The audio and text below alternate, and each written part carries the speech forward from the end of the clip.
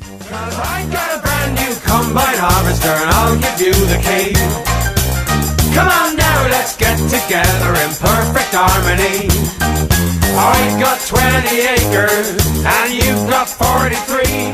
Now I've got a brand new combine harvester and I'll give you the key. So here it is. My new idea, number 7 corn picker I bought. This was about the best way I could figure to get it on the trailer. If I tilted it down, that was up higher than I wanted it to be. So I tilted it down and chained it down just like this. Now that it's up on the trailer, I figure I'll give you a good walk around because you can see up underneath of it what kind of condition it's in. It's missing the sprocket here for the gathering chains. You see there's one over there. It's missing over here. Not too bad a shape. That piece of wood's in good shape.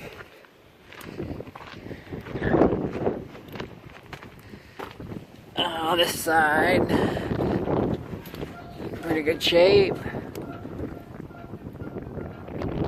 It's got an extra thing here. I don't know what that's for. If it's really even supposed to be there.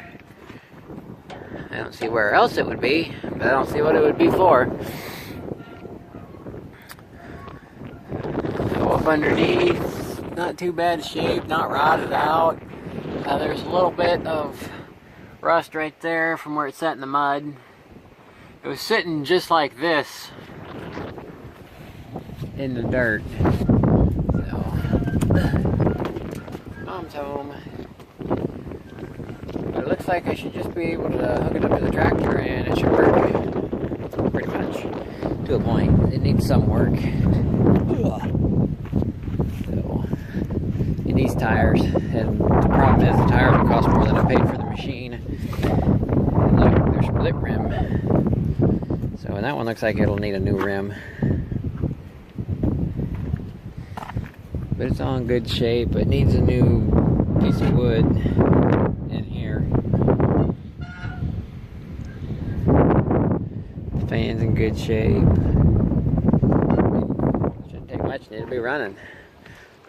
There's a hole here. So, let's get her unloaded. Alright, let's see if we can't get it off the trailer like this.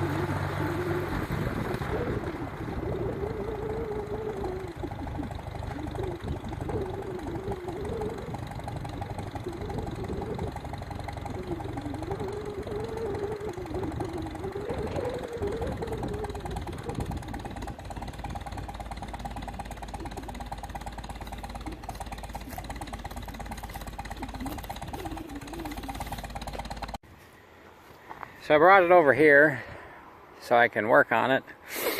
And this thing's junk. It's locked up. No, I'm just kidding with you. Everything works except whatever this gear drives, which would be, that's probably the Husker rolls or something. I'm not too familiar with these. Those don't turn, and then that chain down there doesn't turn. Something's locked up somewhere.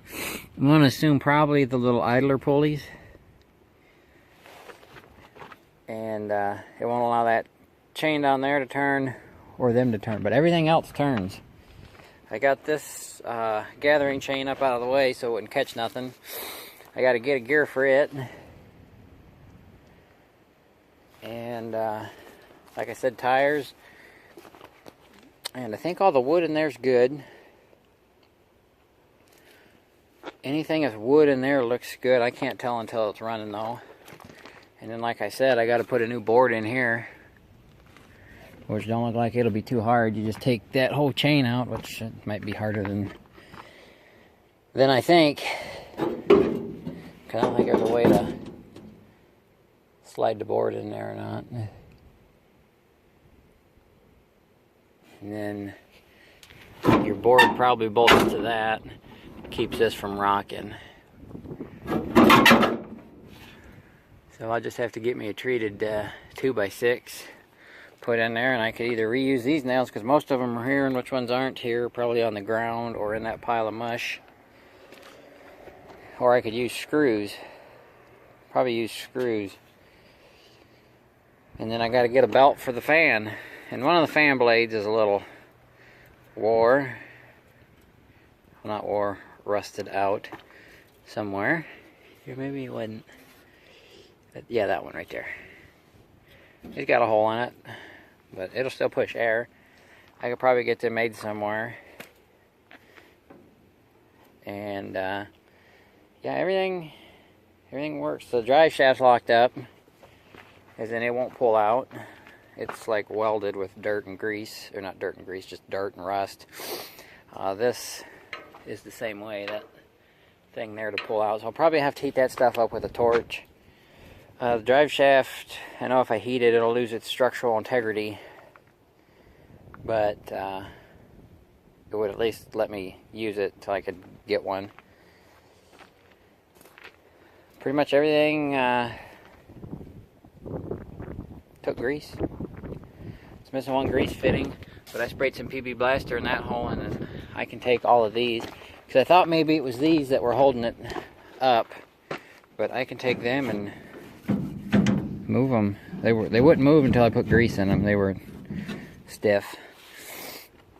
But I put it on the M. I put it PTO shaft on it, and I just bounced the clutch a little bit until it kind of broke free from the little bit of grime it had holding it together. I don't think this thing sat outside too long.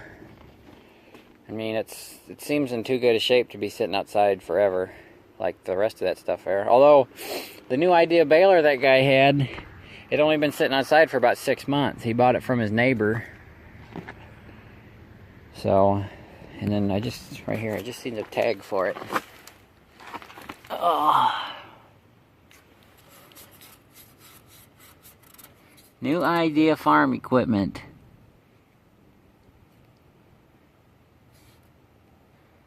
Some Coldwater, Ohio. Number 7. Lot number P118. Serial number 21110.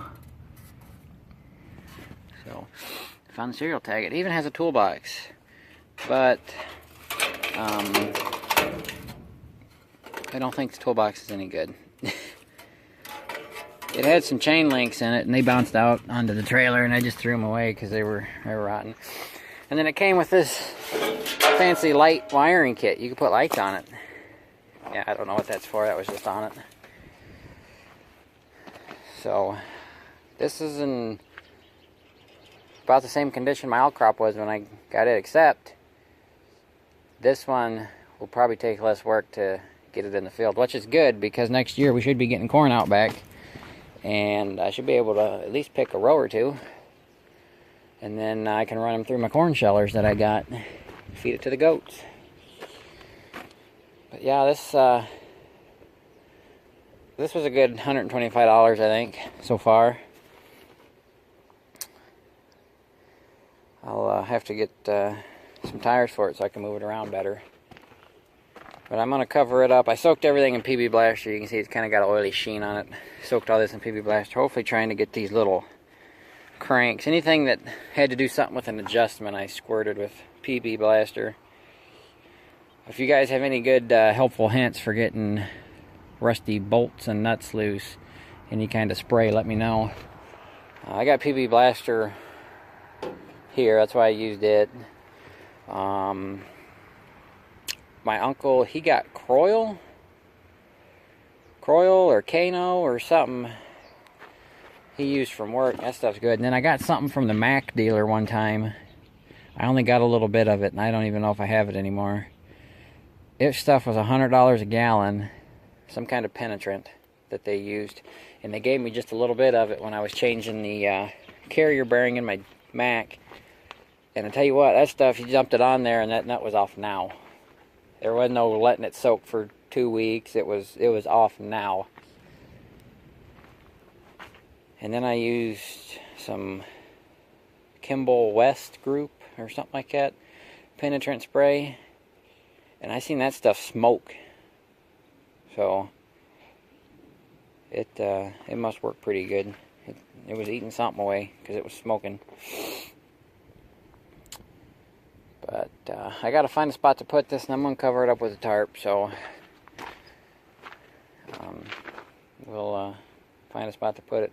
Another thing I was going to mention, the tin on this thing it's straight as can be. I see a dent here, well, a bend, and that's good. This one's, I think, rusted off,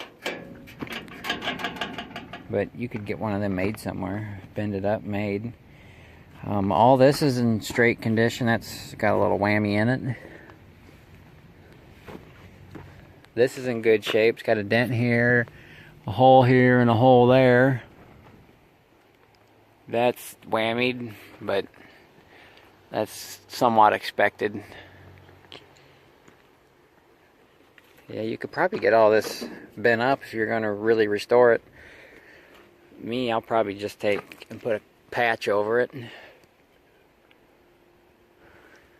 At least for now. Then one day it'll probably get restored. You can buy galvanized paint and repaint them. Whatever. And then this hitch, I haven't quite figured it out. Looks like it could slide over, because it's got like a pin there. Looks like it pulls out that way. But then it's got the pin over here. So I don't know about that. Somebody with some more knowledge can help me out there. Getting this thing on the trailer, there was a guy who had a big JCB backhoe. I got the biggest loader they had there because I wanted it far enough away from the loader, wasn't going to hit it and stuff. But we had to find a balance point. Where I hooked it, I ran a chain through here and hooked it, and it ran up along here, right in here somewhere. But he had his loader right above it, and then I hooked the other chain